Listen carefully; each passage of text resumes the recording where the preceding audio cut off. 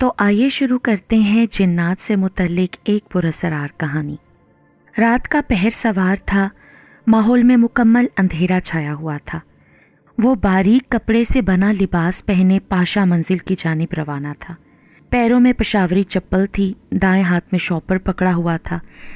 چند قدم کا فاصلہ طے کر کے اس وقت وہ پاشا منزل کے چبوترے پر کھڑا پھٹی نگاہوں سے یہ دیکھ رہا تھا کہ بڑی سرکار کے ہوتے ہوئے پاشا منزل کا دروازہ کس طرح کھلا رہ گیا۔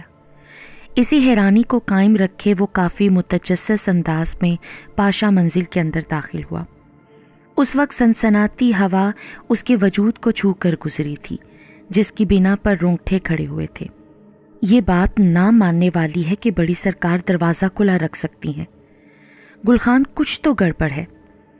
گلخان نے اس وقت اپنی نگاہیں دیوار پر جما رکھی تھیں، لیکن وہ الگ بات تھی کہ اسے کچھ نظر نہیں آ رہا تھا، کیونکہ دروازے سے داخل ہوتی ہوئی چاند کی روشنی صدر دروازے سے تھوڑی ہی دور تک آ رہی تھی۔ اس کے بعد اندھیرا تھا، گپ سیاہ اندھیرا۔ یہ کیسا سوال ہے تیرے لیے گلخان؟ پورا گھر خالی ہے، شدید اندھیرے کی زد میں۔ وہ جو ابھی تک خود سے مخاطب تھا، اب اس نے چاہا تھا کہ کسی کا نام پکارا جائے تاکہ اپنے خوف کو کسی حد تک دور بھگایا جائے۔ شاید یہی وجہ تھی کہ قدم آگے بڑھاتے ہوئے اس نے آوازیں لگانی شروع کی۔ نوشادہ، نوشادہ کہاں ہو؟ بڑی سرکار کہاں ہے؟ نوشادہ؟ کوئی جواب موصول نہیں ہوا، ہم مگر اس کی آواز دیواروں سے ٹکرا کر واپس لوٹ رہی تھی۔ اچانک ہی اس کے قدم کسی بھاری چیز سے ٹکرائے۔ وہ چونکا، تھوڑا خوفزدہ بھی ہوا۔ لمحے بھر کے لیے سرد مہری اس پر گزری تھی۔ خدا خیر کرے، یہ کیا ہے؟ پنجوں کے بل بیٹھ کر گلخان نے بھاری چیز کو ہاتھ لگایا تو اسے بھاری چیز کسی کا وجود محسوس ہوئی۔ گلخان نے پلک جھپکتے ہی اپنا ہاتھ وجود سے ہٹایا۔ خوف و ہراس کے عالم میں اسے سمجھ نہ آیا۔ وہ الٹے قدم لیتے ہوئے گھر سے باہر نکلا۔ اس وقت گلخان کو وجود میں جان محسوس نہیں ہو رہی تھی۔ وہ غم و درد کسی ساکت کیفیت میں پاشا منزل کے چبوترے پر بیٹھ گیا، سر پکڑے بڑبڑانے لگا۔ یہ کیا ہو گیا؟ کیسے ہو گیا یہ سب؟ کس طرح بڑی سرکار؟ بس اب وہ زیادہ نہ بولا۔ اس کا اگلا قدم پولیس اسٹیشن کی جانب اٹھا۔ اندھیری رات میں اگر سڑک پر کوئی اکیلا تھا تو وہ گلخان تھا۔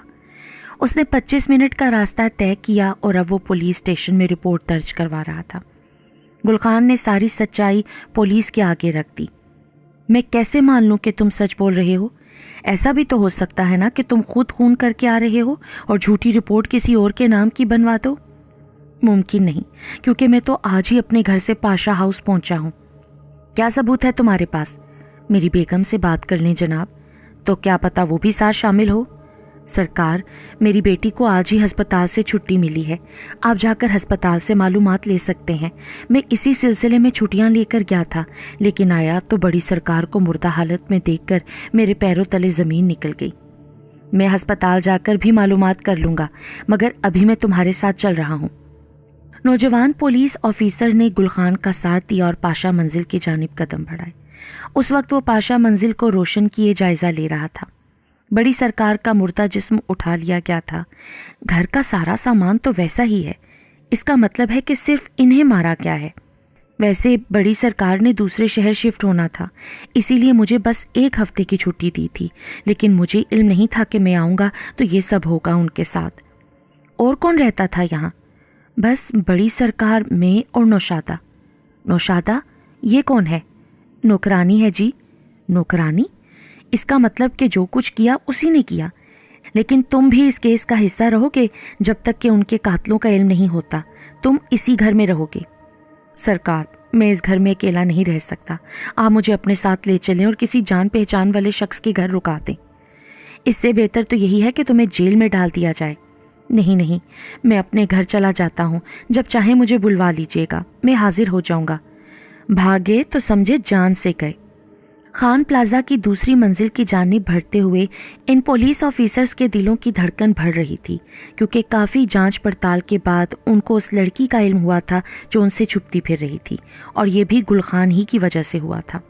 پولیس کے بلاوے پر شہر میں واپسی کی صورت میں نوشادہ پر نظر پڑی تھی اور بس پھر جاسوسوں کی طرح اس کا پیچھا کر کے پولیس کو خبر دے دی تھی۔ اسی سلسلے میں خان پلازا کی دوسری منزل پر بنے فلیٹ نمبر 8 کے دروازے کے سامنے پولیس آفیسر اور حوالداروں کے قدم رکے تھے۔ جوان پولیس آفیسر جس کی وردی پر اس کے نام کا ٹیگ لگا تھا، طارق نے تیزی سے دروازہ پیٹا تو واجبی شکل کی لڑکی نے دروازہ کھولا جس کا حلیہ میلا کچیلا تھا۔ ایسا لگ رہا تھا کہ وہ ابھی اپنے گھر کی صفائی کر کے فارغ ہوئی ہے۔ جی فرمائیے، آپ یہاں کیا کرنے آئے ہیں؟ تم نوشادہ ہو نا؟ بہت ڈھونڈا ہے تمہیں اور تم نے بہت بھگایا ہے ہمیں۔ سیدھی شرافت سے بتاؤ، تم نے کیوں اپنی بڑی سرکار نصرت جہاں کو مارا تھا؟ اور مارا تو مارا، بزدلوں کی طرح پاشا منزل چھوڑ کر یہاں چھپ گئی۔ تمہیں کیا لگا تھا کہ ہم تمہیں نہیں ڈھونڈ سکتے، یا پھر یہ کہ تم خون کر کے گھر سے نکل جاؤ گی اور وہاں کوئی نہیں آئے گا؟ وہ تو بھلا ہو گل خان کا کہ جس نے ہمیں نصرت جہاں کے مرڈر کی اطلاع دی، لیکن میں نے ان کو نہیں مارا، یہ جھوٹ ہے۔ ہر خونی خون کرنے کے بعد یہی کہتا ہے۔ میں خونی نہیں ہوں جناب۔ سنو لڑکی، تمہارا رونا کسی کام کا نہیں۔ اس رات جو ہوا وہ سچ سچ بتا دو، ورنہ تمہیں سلاخوں کے پیچھے کروا کر سزائے موت دلوا دوں گا۔ ایسا نہیں کرنا پلیز، میں سب سچ بتاؤں گی، لیکن یقین کریں کہ میں نے انہیں نہیں مارا۔ تو مجھے سچ بتاؤ، میں پھر کسی فیصلے پر پہنچوں گا۔ طارق نے اشارتاً دونوں حوالداروں کو فلیٹ سے باہر جانے کا کہا۔ نوشادہ اس کی نظروں کے سامنے ہی فرش پر بیٹھ گئی، روتے روتے ساری بات بتانی شروع کی۔ وسیع ہال کے صدر دروازے کے مقابل دیوار پر 3 کھڑکیاں تھیں، کانچ کی لمبی کھڑکیاں۔ ان کھڑکیوں سے آتی ہوئی چاند کی روشنی وسیع ہال کو نیم روشن کر رہی تھی۔ ہر کھڑکی کے اوپر گول دریچہ تھا۔ آخری دریچے سے آتی چاند کی سفید روشنی پر بھاری وجود سوار تھا۔ میں نے دروازے سے داخل ہوتے ہوئے دیکھا کہ وہ جوڑے میں گیندے کے پھول سجائے بنارسی ساڑی میں ملبوس ہے۔ ان کا چہرہ میری نظر سے پوشیدہ تھا کیونکہ وہ میری طرف پیٹھ کیے کھڑی تھیں۔ بڑی سرکار کی نگاہیں فریم میں قید تصویر پر جمی تھیں۔ اس تصویر کو دیوار سے اتار کر رکھا گیا تھا، اسی لیے فریم میں قید وہ تصویر فرش سے ٹکی ہوئی تھی۔ بڑی سرکار اس تصویر میں کھوئی ہوئی تھی۔ اگر میں تیزی سے قدم بڑھاتی تو وہ خوف کھا جاتی، ڈر جاتی، اسی لیے میں نے اپنے چند قدم کافی دھیمی کیفیت میں اٹھائے تاکہ ان کا متجسس موڈ خراب نہ ہو۔ پھر میں نے گلا خراشتے ہوئے اپنی موجودگی کا احساس دلایا۔ جی بڑی سرکار، آپ نے مجھے بلایا تھا، میں معذرت چاہتی ہوں کہ مجھے آنے میں تھوڑی دیری ہو گئی۔ وہ دراصل میں آپ کے کپڑے سوٹ کیس میں رکھ رہی تھی، اسی لیے دیر ہو گئی۔ تم نے اچھا کیا کہ میرے کپڑے رکھ دیے۔ جی بڑی سرکار۔ اچھا سنو نوشادہ، جب ہم گھر شفٹ کریں تو اس تصویر کے علاوہ باقی تمام چیزیں سامان میں رکھوا دینا، یہ تصویر یہیں چھوڑ جانی ہے۔ وہ اپنی بات مکمل کر کے وسیع ہال سے باہر نکل چکی تھیں۔ میں نے ایک نظر گھما کر دیکھی تو سوائے اس تصویر کے اس ہال میں کوئی چیز موجود نہیں تھی۔ ساری دیواریں جھڑی ہوئی تھیں، فرش صاف ستھرا۔ میں نے پھر اس تصویر کو دیکھا، میرے قد جتنی فریم میں قید وہ تصویر تھی۔ اب جب میرے قد کی بات کی جائے تو میں 5 فٹ 5 انچ کی ہوں، اور وہ فریم میں قید تصویر اتنی ہی بڑی تھی۔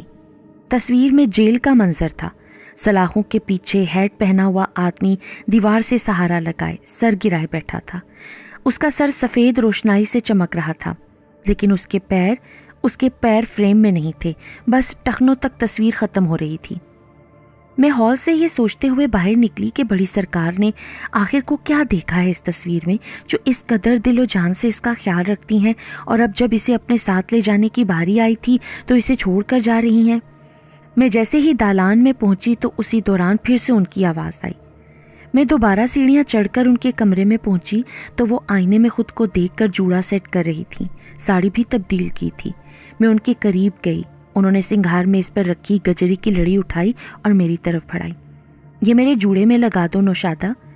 میں سوچ میں پڑ گئی کہ ایسی کون سی آفت آ پڑی ہے کہ بڑی سرکار مجھ سے جوڑے میں گجرے کی لڑی لگوا رہی ہیں۔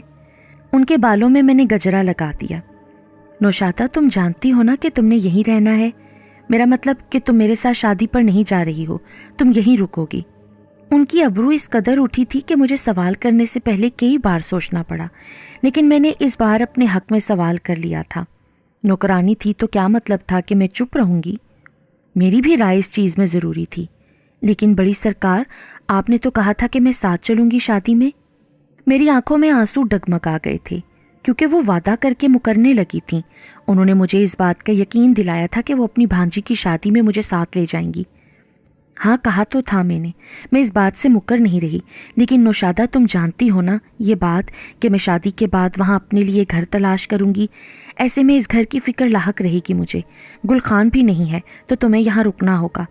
पहले मैं सारा सामान साथ लेकर जा रही थी, अब यहीं छोड़कर जा रही हूँ। तुम जानती हो कि शादी वाले घर में पहले ही इतने लोग होते हैं और फिर उनका सामान भी होता है, तो अब जब मैं वहाँ घर ढूंढूंगी फिर आकर ये सामान और तुम्हें साथ ले जाऊंगी। ठीक है बड़ी सरकार, जैसा आपको मुनासिब लगे, मुझे इतराज़ नहीं। मेरी बात सुनकर उन्होंने झट से मेरे हाथ छोड़े और फिर से आईने की तरफ पलटकर खुद को देखने लगी। नौशादा, वैसे अच्छी तो लग रही हूँ ना मैं? मैंने उनकी तारीफ में सर हिला दिया। फिर मैं अपना टूटा दिल लेकर कमरे से बाहर आ गई। मेरा ख्वाब जो टूटा था, घर से बाहर निकलने का ख्वाब, 10 साल से कैद थी बड़ी सरकार के साथ यहाँ। वो तो फिर चली जाती थी सौदा सल्फ लेने, लेकिन मुझे कभी इजाज़त नहीं थी। बड़ी सरकार का चेहरा मेरी आंखों के सामने सोच के हिसार में दिल की पहली दीवार पर था। वो जिस तरह मुतमईन थी, काश मैं भी होती उसी तरह मुतमईन। क्या खूब थी उनकी बनारसी साड़ी, सुर्खी से रंगे हुए होंठ और जूड़े में सजा वो गजरा। मैं बावर्ची खाने में खड़ी बर्तन धो रही थी कि सीढ़ियों पर सैंडल के लगने से जो टाप पैदा होती थी, उसने मेरा ध्यान बड़ी सरकार की जानिब मोड़ा। मैं बर्तन सिंक में छोड़कर तेजी से बावर्ची खाने से बाहर आई। दाएं हाथ में उन्होंने सूटकेस पकड़ा हुआ था, वो फर्श पर रखा। मेरे चेहरे पर अपना हाथ फेरते हुए बोली, नौशादा, फिदा ने कॉल करके बताया है कि ड्राइवर आने वाला है, मैं बस निकल रही हूँ। तुम अपना ख्याल रखना, दुआ करना कि अपना नया घर मिल जाए जल्द अज जल्द। मैं कुछ बोलती कि वो सूटकेस पकड़े आगे निकल गई, लेकिन फिर अचानक उन्हें कुछ याद आया। उनके कदम धीमे हुए। मैं जो उन्हें जाता हुआ देख रही थी तो मुझे लगा शायद वो मेरे लिए और कुछ कहेंगी कि सेहत का ख्याल रखना, ज़्यादा काम ना करना, बोर हो जाओ तो मेरी किताबें पढ़ लेना, मगर उन्होंने ऐसा कुछ ना कहा। बस पलट कर कहा, और सुनो नौशादा, इस तस्वीर का ख़ास ख्याल रखना, जैसी है वैसी रहने देना। मेरा दिल फिर से टूटा। उफ़, ये बड़े लोग ऐसे क्यों होते हैं? क्यों इनके सीनों में दिल नहीं होता?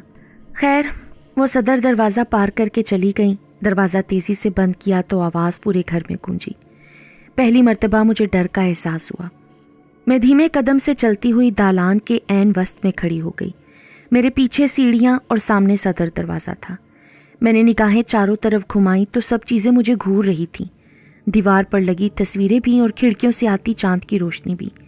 नीम अंधेरी मेरी आंखों में छाने लगी। मैंने एक लम्हे के लिए तो खुद को कोसा कि माँ के मरने पर 12 साल की उम्र में मैंने क्यों सिर्फ इस दरवाजे पर दस्तक दी, क्यों ना किसी दूसरे दरवाजे पर दस्तक दी। काश के दूसरे दरवाजे पर दस्तक दे लेती तो आज आज़ाद होती। माँ की जुदाई के बाद तो बड़ी सरकार का सख्त हाथ भी मुझे नर्म और शफकत भरा लगा था। मुझे वो सब बातें याद आने लगी थी कि मैं किस तरह बारिश में भीगती हुई इस दरवाजे की चौखट पर आकर गिरी थी।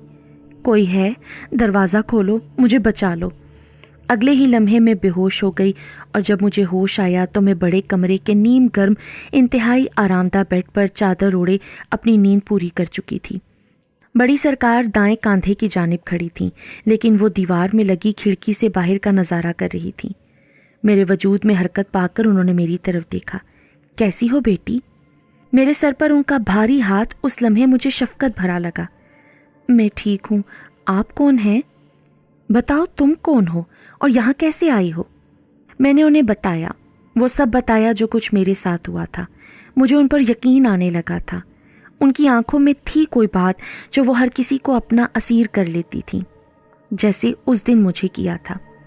मैंने उन्हें कहा कि मेरे अब्बा का इंतकाल बहुत पहले हो गया था, मेरी अम्मा भी मर गई। मेरे चाचा ने घर पर कब्जा करके मुझे घर से निकाल दिया। आज से तुम मेरे साथ रहना, हम मिलजुल कर इस घर में रहेंगे और घर के काम करेंगे। वक्त गुजरा, मैं बड़ी सरकार के साथ रहने लगी, लेकिन वो काम नहीं करती थी, सारे काम मैं ही करती थी। यूं समझें कि उन्हें मुफ्त की मुलाजमा मिली। बड़ी सरकार ने मुझे आज़ादी दी, मगर वसी हॉल में अकेले जाने से मना किया। ना अपने साथ ले जाती और ना ही अकेले जाने देती।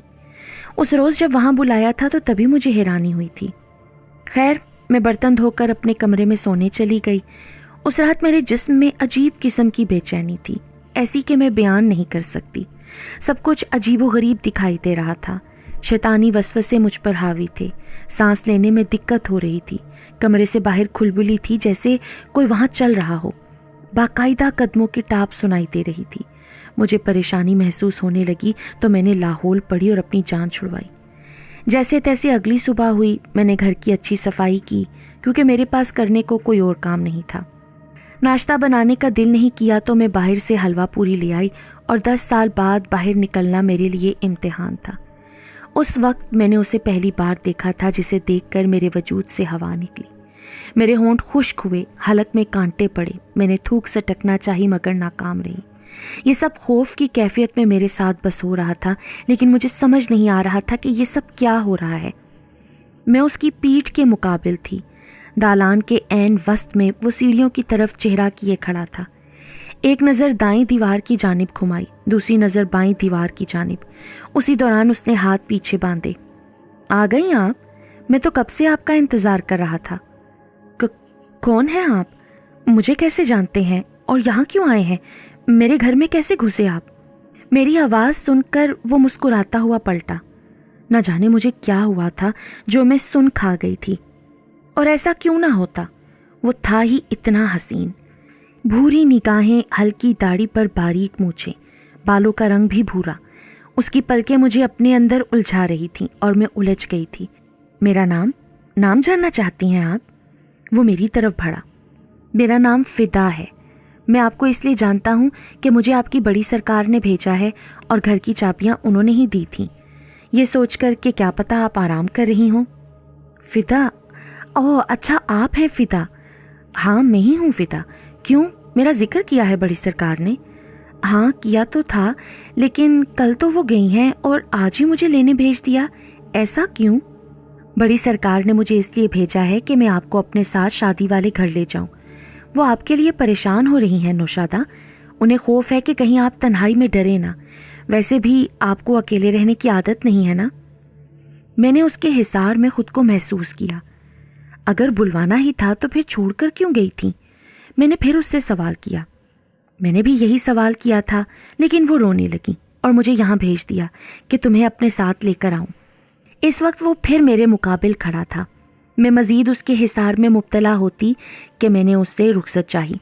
حلوہ پوری کے ساتھ چنوں کا سالن ٹیبل پر سجایا، فدا کو دعوت دی کہ وہ آئے اور میرے ساتھ ناشتہ کرے، لیکن اس نے انکار کر دیا، یہ کہہ کر کہ وہ خوب پیٹ بھر کر کھا کر آیا ہے۔ لیکن وہ میرے سامنے رکھی کرسی پر بیٹھا رہا۔ ہم کس میں جائیں گے؟ میں اپنی کار لایا ہوں، ہم اس میں چلیں گے۔ بس میں ناشتے کے بعد پیکنگ کر لوں گی، اتنی کوئی جلدی نہیں ہے، میں کل رات کا نکلا ہوا ہوں، آج صبح پہنچا ہوں، تو آج رات آرام کروں گا، پھر ہم کل صبح ہوتے ہی نکل جائیں گے۔ پھر تو مہندی کا فنکشن نکل جائے گا نا؟ کل ہے نا، ہم رات سے پہلے پہنچ جائیں گے۔ ٹھیک ہے۔ فدا فوراً ہی اٹھ کر چلا گیا۔ میں نے جلدی جلدی لقمے چبائے، ناشتہ ختم کیا اور پھر کھانے کا انتظام کرنے لگی۔ فدا اس پورے وقت میں غائب تھا۔ مجھے عجیب سی فکر ہو رہی تھی، ایک نیا شخص جو پہلے کبھی نہیں آیا ہو، اچانک سے آئے اور گھر سے باہر نکل جائے، وہ بھی بتائے بغیر۔ فکر تو ہوگی ہی نا، کہیں راستہ نہ بھٹک جائے۔ کھانا بنا کر میں فارغ ہوئی، میری نظر دروازے پر ہی جمی تھی کہ شاید وہ اب آ جائے، لیکن وہ نہیں لوٹا۔ پھر وسوسوں نے چاروں طرف سے گھیرنا شروع کیا۔ کمرے میں گئی اور سوٹ کیس میں نے کپڑے رکھنا شروع کر دیے۔ خود کو اس سوچ سے خوش کرتی رہی کہ فدا کے ساتھ شادی میں جاؤں گی تو کتنا مزہ آئے گا، پھر میں اس سے دوستی کروں گی اور فارغ وقت میں گھومنے پھرنے باہر جایا کروں گی۔ اس طرح کی ہر الٹی سوچ میرے ذہن میں آتی رہی۔ شام ڈھلی تو رات سر پر چڑھنے لگی، لیکن فدا نہیں لوٹا تھا۔ میری امید ٹوٹنے لگی کہ وہ واپس لوٹ گیا ہے اپنے گھر۔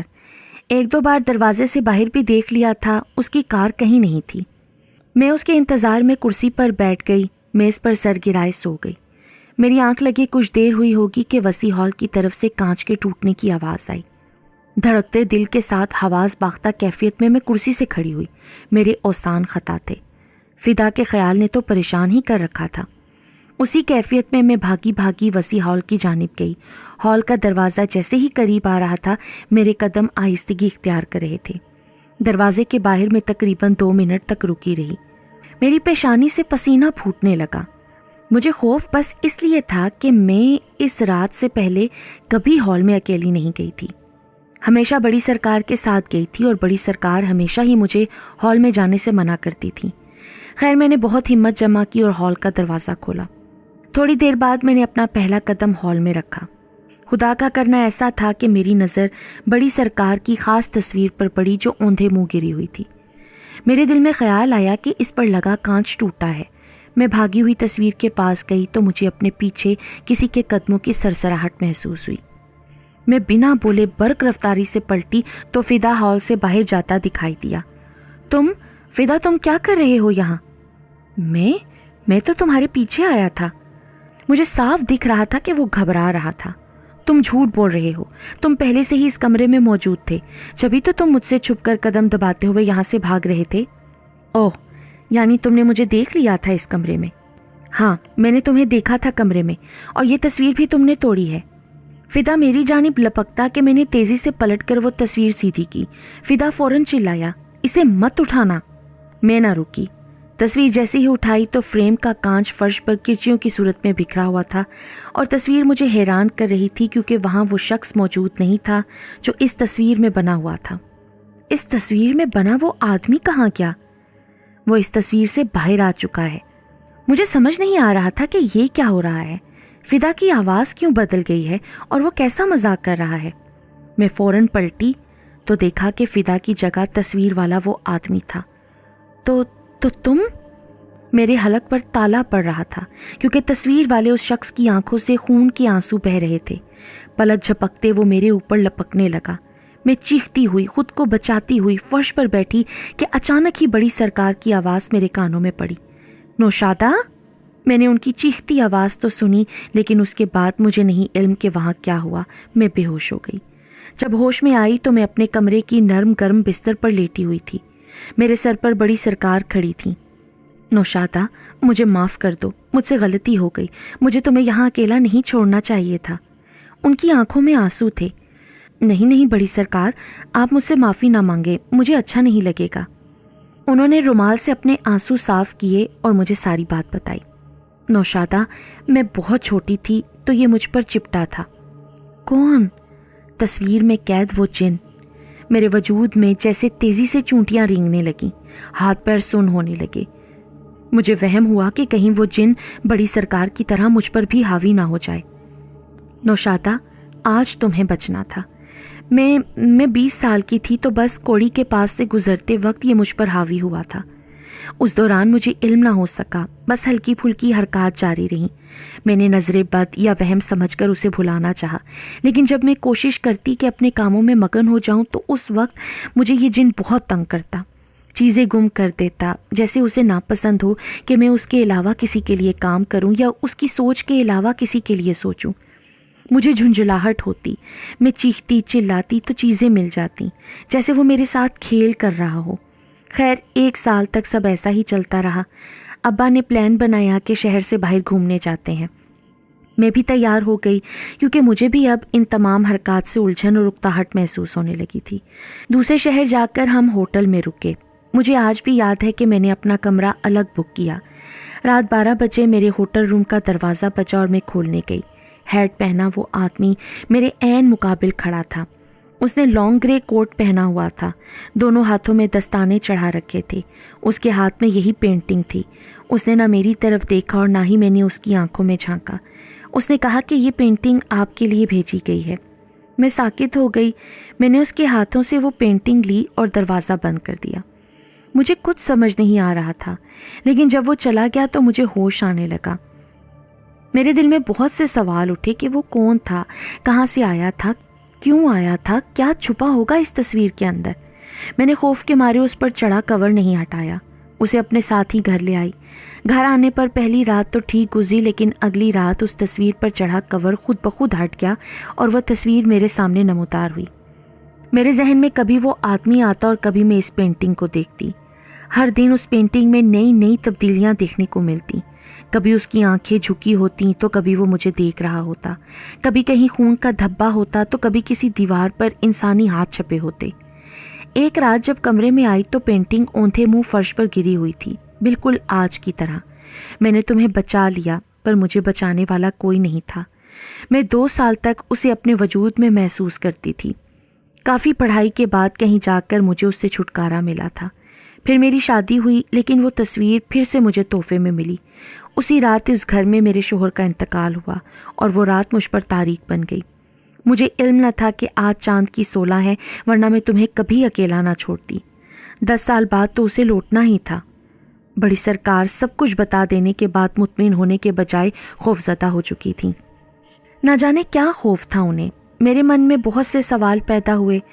ہم بات کر رہے تھے کہ اچانک ہمارے سامنے سے کالی ہوا گزری۔ مجھے کچھ سمجھ نہ آیا، لیکن بڑی سرکار سہم گئی۔ وہ واپس لوٹ آیا ہے نوشادہ، وہ واپس لوٹ آیا ہے۔ مجھے پھر بھی کچھ سمجھ نہیں آ رہا تھا کہ کون واپس لوٹ آیا ہے۔ میں نے سوچنا چاہا تو مجھے چکر محسوس ہونے لگے۔ پھر نیند سی آئی اور میں سونے کی کیفیت میں مبتلا ہو گئی، لیکن میں سو نہیں پائی۔ لمحہ بلمحہ اس کمرے میں بہت کچھ ہونا شروع ہوا۔ کھڑکی کا کانچ ٹوٹ کر فرش پر کرچیوں کی صورت میں بکھرا۔ بڑی سرکار نے چلاتے ہوئے اپنے دونوں کان دبوچ لیے۔ میں نے بھی کان دبوچے۔ میرے سامنے یہ سب پہلی بار ہوا۔ میرے چاروں اطراف میں مجھے کالے بادل دکھائی دے رہے تھے۔ اندھیری تھی، سخت اندھیری۔ میں نے بڑی سرکار کا کاندھا دبوچا اور اٹھنا چاہا۔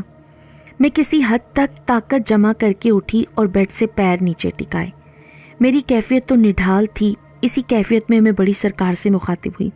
بڑی سرکار، یہ سب کیا ہو رہا ہے؟ کیوں ہو رہا ہے یہ سب؟ میں نے تو کچھ نہیں کیا۔ بڑی سرکار جو چند منٹ سے خاموش تھیں، اچانک ہی انہوں نے سر گرا دیا۔ مجھے ان کی خاموشی ہضم نہیں ہوئی۔ میں نے پھر دوبارہ ان کا نام پکارا، لیکن کوئی جواب نہیں دیا۔ میں نے تیسری بار نام پکارا تو انہوں نے گردن موڑ کر میری جانب دیکھا۔ اف، سفید نگاہوں سے، وہ نگاہیں جو مجھے ڈرا گئی تھیں۔ میرا دل ڈوبا، زبان پر تالا لگا، حلق میں کانٹے پڑے۔ میں کچھ بول نہ پائی کیونکہ میری زبان پر مجھے فالج پڑتا محسوس ہوا۔ میں نے بہت سمجھایا تھا تیری بڑی سرکار کو، لیکن وہ نہ سمجھی۔ میں نے اسے کہا تھا کہ میں اسے کسی کا نہیں ہونے دوں گا۔ میں نے پہلے اس کے شوہر کو مارا اور اب اسے مار کر اپنے ساتھ لے جاؤں گا۔ اس نے تجھے اپنے ساتھ اس لیے رکھا تھا کہ یہ مجھ سے بچ سکے، لیکن یہ بھول گئی تھی کہ میری آزادی کا وقت قریب تھا۔ میں آزاد ہو کر آ چکا ہوں، اب میں اسے اپنے ساتھ لے جاؤں گا۔ تو کچھ نہیں کر پائے گی۔ بڑی سرکار کے اندر موجود جن یہ ساری بات مجھ سے کر رہا تھا، لیکن مجھے کچھ سمجھ نہیں آ رہا تھا۔ میرے وجود سے جان نکلنے کو تھی۔ ذہن پر بلا کا دباؤ تھا۔ وہ بڑی سرکار کے اندر سرایت کر کے انہیں کمرے سے باہر لے گیا۔ میں نے کچھ ہمت باندھی اور اس کے پیچھے پیچھے گئی، مگر کچھ حاصل نہیں ہوا کیونکہ کمرے کا دروازہ جام ہو چکا تھا۔ میں نے ہر ممکن کوشش کی، لیکن دروازہ نہیں کھلا۔ وہ گھنٹہ مجھ پر قیامت بن کر بڑی ہی مشکل سے گزرا۔ مجھے کمرے کے باہر سے چیخنے کی آوازیں سنائی دے رہی تھیں، جس سے میرا دل گھبرا رہا تھا۔ میں دروازہ پیٹ رہی تھی کہ کاش میں کچھ کر سکوں، لیکن میں انہیں نہیں بچا پائی۔ ہاں، جب دروازہ کھلا تو بڑی سرکار کا مردہ جسم دالان کے فرش پر پڑا تھا، سر سے خون بہہ رہا تھا۔ میں نے چاہا کہ وہ ہوش سنبھالیں، ہوش میں آئے، لیکن انہیں ہوش نہ آیا کیونکہ وہ مر چکی تھیں۔ وہ جن زاد بڑی سرکار کو مار کر اپنا بدلہ تمام کر چکا تھا، یا شاید اپنے کہنے کے مطابق وہ انہیں ساتھ لے گیا تھا۔ میرے پاس اور کوئی چارہ نہیں تھا۔ میں وہ گھر چھوڑ کر آ گئی اور اس فلیٹ میں رہنے لگی۔ میں وہ گھر تو چھوڑ کر آ چکی ہوں، لیکن بڑی سرکار کی یادیں اور وہ منظر کبھی بھی میری آنکھوں سے جدا نہیں ہوتا۔ اور یہ بھی کہ انہوں نے کس طرح میرے لیے قربانی دی۔ مجھے بچانے کے لیے وہ خود موت کے گھاٹ اتر گئیں۔ 4 گھنٹے مسلسل بولنے کے بعد نوشادہ کے لبوں پر خاموشی پھیل گئی، مگر آنکھیں بھیگ چکی تھیں۔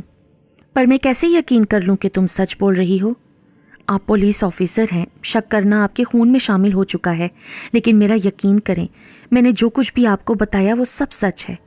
کوئی ثبوت ہے تمہارے پاس؟ ہاں، ان کی ڈائری میرے پاس ہے، اسے پڑھ لیں تو آپ کو یقین ہو جائے گا۔ تھوڑی ہی دیر بعد ہاتھ میں ڈائری پکڑے وہ پولیس آفیسر طارق کے مقابل کھڑی ہوئی۔ یہ لیں ڈائری، اس میں سب کچھ لکھا ہے کہ کس طرح یہ جن ان پر حاوی ہوا تھا اور کس طرح انہوں نے اپنی حفاظت کے لیے مجھے اپنے پاس روکا ہوا تھا۔ نوشادہ کے اصرار کرنے پر طارق نے ڈائری ہاتھ میں تھامی۔ خاکی کور سے مقید یہ ڈائری کافی عجیب دکھ رہی تھی۔ اس ڈائری کو پیک کیوں کیا ہوا ہے؟ کیونکہ ثبوت تو ہمیشہ ہی پوشیدہ ہوتے ہیں نا۔ نوشادہ کی اس بات پر طارق کچھ خاموش رہنے کے بعد بولا، ٹھیک ہے، میں یہ ڈائری لے کر جا رہا ہوں، لیکن اس کا یہ مطلب ہرگز نہیں کہ تم پر سے شک کی نگاہیں ہٹ چکی ہیں اور تم آزاد ہو چکی ہو۔ اس کیس کے سلسلے میں جب بھی تمہاری ضرورت پڑے گی تمہیں بلوایا جائے گا۔ مجھ پر شک نہ کریں، میں تو بے قصور ہوں، قصوروار تو وہ جن ذات ہے، اسے پکڑیے۔ نوشادہ کی اس بے تکی بات پر طارق چہرے پر تمسخرانہ ہنسی سجائے پلٹا۔ پر جن ذات کو میں کیسے پکڑ سکتا ہوں؟ تو اس کا مطلب ہے آپ مجھے پھانسی چڑھا دیں گے؟ نہیں، اگر تم بے قصور ہوئی تو کوئی تمہیں کچھ نہیں کہے گا، میں خود تمہارا دفاع کروں گا۔ لیکن کیا؟ لیکن یہ ڈائری پڑھنے کے بعد مجھے اس بات کا اندازہ ہو جائے گا، اور اگر تم قصوروار ہوئیں تو پھر میں خود تمہیں پھانسی چڑھاؤں گا۔ مجھے یقین ہے میں بے قصور ہوں، تو پھر خوف نہ کھاؤ۔ طارق نے دروازہ پار کیا تو نوشادہ نے سکون کا سانس لیا۔ رات کا پہر شروع ہوا تھا کہ طارق نے نوشادہ کی دی ہوئی کتاب سنبھالی۔ لاؤنج میں رکھے صوفے پر بیٹھا وہ لیمپ کی روشنی میں پہلا ورق کھول چکا تھا جو کہ خالی تھا۔ اس نے اسی طرح دوسرا ورق کھولا، اسے بھی خالی پایا، اور پھر اس کی حیرانی میں اضافہ ہوا کیونکہ پوری کتاب خالی تھی۔ طارق نے جنون کے مارے کتاب پھینکی۔ اسی دوران اس کے نمبر پر کال آئی۔ ہاں بولو، کیا ہے؟ اس کے بعد اس کے حلق سے بے ساختہ نکلا، نوشادہ کو کیا ہوا؟ طارق نے فوراً ہی کار کی چابی اٹھائی اور گھر سے باہر نکلا۔ خان پلازا پہنچ کر فلیٹ نمبر 8 میں گیا۔ وہاں نوشادہ کا مردہ وجود پڑا ہوا تھا، اس کے پیروں تلے سے زمین نکل گئی۔ اسی دوران ایک خط ہوا میں اڑا اور حوالدار کے پیروں میں آ کر گرا۔ حوالدار نے خط اٹھا کر طارق کو دیا۔ طارق نے خط کھولا تو اس میں لکھا تھا، نوشادہ صرف اور صرف میری ہے، بڑی سرکار کی طرح اسے بھی میں اپنے ساتھ لیے جا رہا ہوں۔ خوف کے مارے پولیس آفیسر طارق کے ہاتھ سے وہ خط چھوٹ گیا اور سوچ میں پڑ گیا کہ نہ جانے اور کتنی لڑکیاں اس جنزات کی بدولت لقمہ اجل بنیں گی۔